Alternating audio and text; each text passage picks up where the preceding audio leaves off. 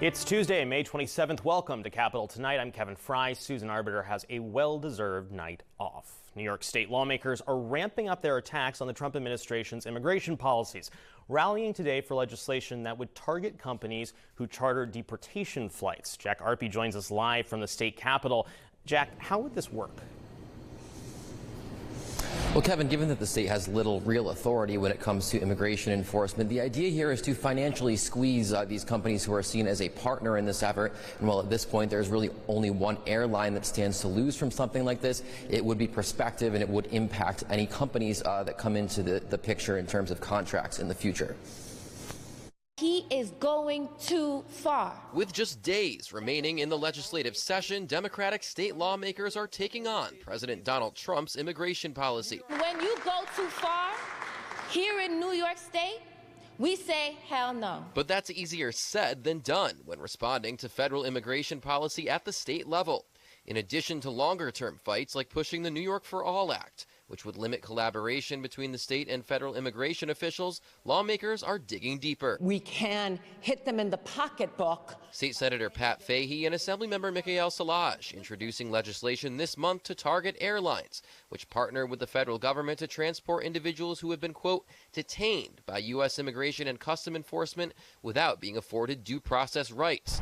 Right now, lawmakers say the primary company carrying out that role is Avello. The bill would freeze them out from state contracts and take away financial incentives. If they are complicit in ignoring these due process rights, these guaranteed constitutional rights, they should not be receiving our state fuel tax exemption. Assembly Minority Leader Will Barclay, unsurprisingly, is not a fan. I think it's a very slippery slope. Accusing Democrats of turning to economic warfare too often, citing past legislative efforts targeting Chick-fil-A and Tesla. It's a very dangerous circumstance when you're really using government power to choose winners and losers based on whatever political ideology you believe in. Asked his take on the premise of the bill, targeting what advocates describe as that lack of due process coming from the Trump administration when it comes to immigration. Trump didn't hide this when he was running for office. This is what he campaigned on, is what the people, I think he had a mandate from the public to do it. And as for the economic precedent, Barclay and Republicans have accused Democrats of setting. Salaj isn't concerned. What they're doing is visibly showing me that they're not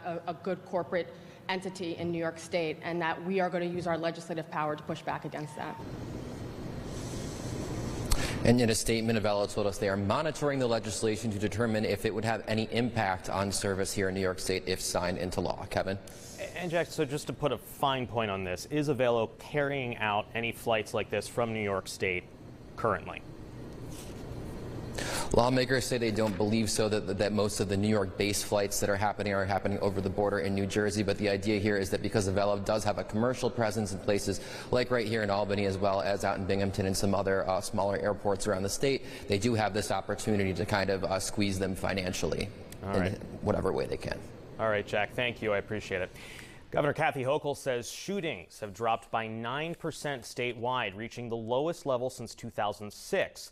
The new statistics released by the State Division of Criminal Justice showed a 15% drop in shooting victims from January through April 30th compared to the same time last year. The data comes from 28 police departments outside of New York City participating in the state's gun-involved violence elimination initiative. Hochul touted her efforts to address gun violence and called keeping New Yorkers safe her top priority. Senate Minority Leader Chuck Schumer offering a warning about the future of food assistance programs during stops in both Rochester and Central New York today.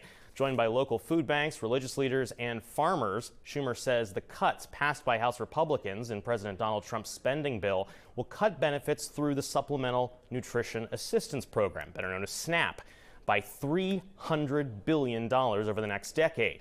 Schumer says a previous billion-dollar cut to the U.S. Department of Agriculture's food programs as part of the so-called DOGE initiative has already hit food banks hard.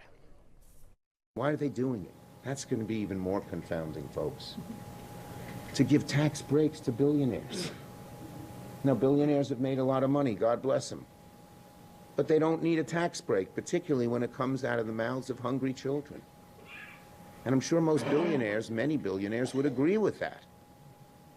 Unfortunately, though, that's not where we're at with this bill. Listen. And Republican leaders have defended their bill, arguing it fulfills a campaign pledge to rein in spending and cut fraud and abuse. Former New York City Congressman Charles Rangel died yesterday at the age of 94. The influential Democrat from Harlem spent 46 years in Congress, including several years as the chair of the powerful House Ways and Means Committee. Joining me now to talk more about Rangel's life and legacy is host of New York One's Inside City Hall and Spectrum News' national political anchor, Errol Lewis. Thank you for joining me, my friend. Now, you spoke with him last year. I was looking at some of those videos today. He seemed to still have that sense of humor and that bright, big smile of his. Oh, yeah, absolutely. That was right up to the end. I saw him even earlier this year, or I should say in the summer. Look, this is somebody who had an ebullience, a real optimistic outlook on life. And as he often said, compared to his worst moment, which came when he was wounded with shrapnel, laying on his back in minus 30-degree temperatures during an ambush of the 8th Army in Korea, everything gets better after that. He said he hasn't had a bad day since. Well, let's unpack both the political and the legislative. We'll start with the political. He was a member of Harlem's Gang of Four. He played a role in encouraging Hillary Clinton to enter politics in New York. How did he alter, in your view, Democratic politics and specifically Black American politics in the city? Well, yeah, let's just taking some of the numbers. He was one of the founding members of the Congressional Black Caucus, and he's the last of them, as a matter of fact. There were only 13 of them. So you do the math, and that's less than 3% of the Congress. Yeah. So there was severe underrepresentation, and each member of that caucus really had to carry quite a lot of weight. You fast forward, I think currently there's something like 60 members of the Congress that are in the CBC, and that finally brings them up to something resembling parity in the population. So there was a lot that he had to carry, not just for Harlem itself, but also for elsewhere in New York, certainly all around the country. He was well known, and he was trying to move legislation that would help communities far, far from his voter base in Harlem. Well, and let's build on that. Legislatively, he achieved a role in the powerful House Ways and Means Committee, as we mentioned at the top. And he was able to do things like economic development zones and so forth. Talk about kind of the impact he had, particularly on communities like Harlem, and benefiting New Yorkers that may have come from lower income levels that needed that sort of federal intervention. Yeah, sure. I mean, look, he was known as the Lion of Lenox Avenue. That was the fancy title. The insiders called him Mr. Chairman. They called him Mr. Chairman because he eventually got that gavel and was chair of the Tax Writing Ways and Means Committee. And it's a very, very powerful position. And so through using that perch, he got those empowerment zones all over the country that provided amazing amounts of tax incentives that then led to massive capital flows into Harlem and a lot of other communities like it. So that Harlem now, if you go there, despite what its past reputation has been, you can find a Starbucks, a Disney store, you can find a Whole Foods, and a lot of corporate investment was unlocked by that, which in turn led to massive amounts of employment, the ability to sort of improve education and other outcomes for families in Harlem and communities like it. You spoke a bit about his time in Korea. I mean, he also noted that one of the other blemishes of his time period came in somewhat tied to these tax policies, and that was the accusations that he abused some of those tax policies, leading to an ethics investigation and a public censure on the House floor. How much, in your view, does that actually diminish his legacy, particularly on the national level? Well, look, it took some of the wind out of his sails, for sure. He lost that chairman's gavel that he had waited for 30-plus years to get. It also does tarnish his legacy. On the other hand, the president of the United States, Barack Obama, at the time said, gee, I think 80-year-old Charlie Rangel would like to retire with dignity, and it's probably time for him to do it. Charlie Rangel said nothing doing, and he went on to serve 3 more terms. He just kept getting reelected. Yeah, I mean, he kept going and going. I mean, I'll end with this. How, in your view, has he reshaped Harlem politics, and how is it evolving since he exited the scene? Well, it's a tricky question because his political legacy is actually a little bit troubled and needs some examination. It was the first black congressional district in New York.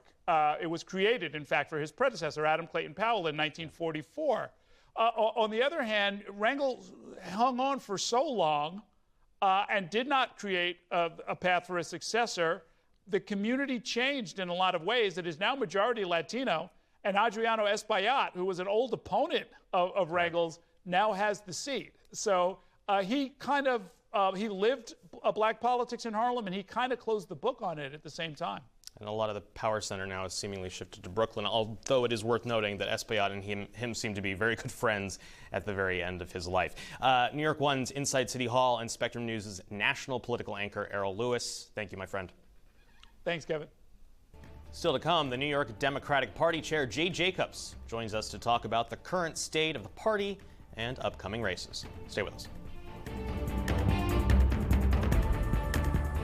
Welcome back to Capitol Tonight. This time next year, New York's Democratic Party is going to be very busy with June primary elections for both the midterms and the gubernatorial race. Now, before things get a little too hectic, we wanted to check in with the chair of the state Democratic Party, Jay Jacobs, who's joining us now. Welcome back to Capitol Tonight. Jay, thank you as always. Before we get into the raw politics of it all, though, I wanted to ask you about Congressman Charlie Rangel. What do you think his legacy is and his lasting impact on the New York Democratic Party? Well, he was a voice not just for his own community, but he was a voice for the state of New York. He was a dynamo, and I was fortunate to have spent a good amount of time with him. I know I hosted him at my home at least once. He was just a gentleman, a really decent guy. But, you know, when Charlie Rangel spoke, people listened, and they listened to both sides of the aisle. It wasn't just Democrats. So, you know, he had a lot of respect, and he earned a lot of respect. And I think he did tremendous good for his community up in Harlem. And he was a lion, there's no question. He was certainly one of the leaders here in our state, and we're going to miss him. Certainly. Well, I appreciate you those reflections. Let's turn to the raw politics, though. We just saw Republicans in the U.S. House advance a sweeping tax and spending bill that includes a change to the SALT cap. It would lift it to benefit, among others, those with incomes in the mid-six figures. However, Democrats have been blasting that as not sufficient. I guess my question is, how can Democrats message against that without coming across as rooting for the wealthy, especially when you see the message from Democratic leader Jeffries and others is essentially saying that Trump is for the well-off and the well-connected? Well, I mean, let's take a look at it. You know, what you have to remember is they took it away and put a cap in to begin with. So it always was unlimited, and now they're bringing it back in a limited fashion. Now, when you look at $40,000 as the cap, I have to tell you, you know, you've got, it used to be your state, your property taxes, your income taxes, and the rest. You live out here on Long Island where I live, you don't have to be all that wealthy to be pushing up against $25,000, $30,000 right away in your property taxes. And then again, you do pay income tax. So I think it's wholly insufficient. It doesn't mean that you're catering to the very wealthy. In New York State, that definition really is different than it is all across the country. So I think that, look, they made some progress, but they sure didn't fulfill the promise, and they sure didn't fulfill what Donald Trump said at you know, the Nassau Coliseum when he was here during the campaign. So, you know, let's call him out on it, and I agree with that. One of the districts where that is really a top issue is New York's 17th district, and we have seen that Democratic field grow larger and larger. Is there any concern that that could lead to infighting that Representative Lawler could exploit? We've already seen his campaign essentially describe this as a clown car of candidates. I think there are 6 so far that have officially launched their campaigns. Well, there are a good number of candidates, but not one of them is a clown, I will tell you that. I've had the opportunity to speak to most of them. There may be 1 or 2 that I have not yet connected with, but will. They're all really very qualified individuals. And the fact that you've got such a strong talent pool, I think, is a benefit to the party and a benefit to the Democrats' chances of winning ultimately against Lawler. I think he's got a lot to worry about. We are now just days away, weeks away potentially, from Lawler's self-imposed deadline to decide on whether or not he's going to be running for governor. Who would be easier for Hochul to run against? Would it be Lawler or Congresswoman Elise Stefanik? Well, I think they each have their advantages and disadvantages when you look at them as opponents. Hard to say. You've also got Bruce Blakeman. He's running for re-election as county executive, and he's talking about running for governor as well. So there may be a robust Republican primary for the governorship next year. But I have to tell you, I think that Governor Hochul is going to stand up well against any of them because she's got a good record. And quite frankly, they're voting in the House for these bills. They've got a pretty abysmal record. That's Stefanik and Lawler. And I think that if you take a look at what the governor did in her recent budget, what she's been advocating for the past couple of years now and what she's accomplished, I think she's going to hold up very well against any Republican that runs. In a memo today, the Democratic Governors Association said it will be critical for Democrats to be unified behind Governor Hochul next year to push back against, quote, a flood of out-of-state Republican dark money. We've seen some, of course, toy with the idea of a primary challenge against Hochul. Do you think a primary would do more harm than good? Well, in this case, I think it would do more harm because, look, you've got a governor who's succeeding, who's advancing a moderate progressive agenda, and who's governing the state, I think, effectively. The only reason for a Democrat to challenge her would be just for your own ambition, because you just want it. Now's not the time. This is a very dangerous time in our country. I think we ought to put marshal all of our forces, all of our resources against Donald Trump and the MAGA Republicans, and dividing the party, utilizing or using up resources that are best held for the general election, I think is a mistake. I warned back in 2022, before the election, I took some criticism for it. I warned that that was going to be a much closer election than people thought, because I came out of 2021 in the county elections and saw, how precarious our position was. And I said, you might end up with a Republican governor. You better watch out. So, again, we had a very contentious primary. The governor went through $10 million defending the line, which, put her at a disadvantage when the general election came around, and you had all of this dark money, Ron Lauder dumping millions and millions of dollars in the last final weeks. Republicans had more money than the Democrats, first time ever. And then we saw the result.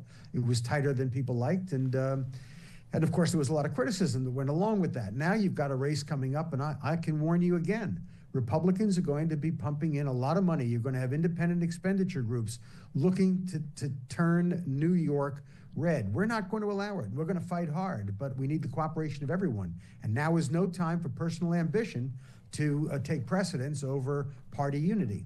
Are you having those conversations with some of the folks that have been floating that, including Congressman Torres? I've let people know clearly what my position is, and I will continue to do that. And as we get closer, and as it becomes clearer in terms of who's actually going to run, believe me, I will step it up. And I've been talking to union leaders. I've been talking to all of our various groups that make up the Democratic Party at large. I've been talking to county chairs, and there's fairly unanimous agreement that we ought to all get behind Kathy Hochul because she deserves it. And she's our strongest candidate, and I believe she's going to win. We have like 10 seconds here, but do you think it'll be as tight as 2022? No, I don't. I think in the end, voters will know her a lot better now or then than they did back in 2022. I think that when the election comes, they're going to give her the mandate that she deserves. All right, Jay, I'm getting the hook. Thank you so much for joining us. Jay Jacobs, chair of the New York Democratic Committee. Thank you as always. Thank you. Coming up, reporter Corey James tells us about a few lesser-known state traffic laws that drivers should be aware of when hitting the road. Stay with us.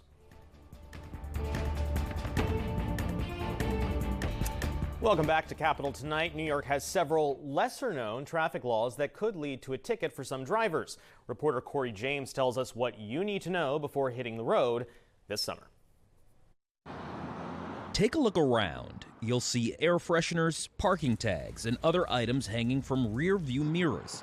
But in New York, that's illegal. People should be aware of it's still obstructed view to have things hanging from your mirror, your rear view mirror.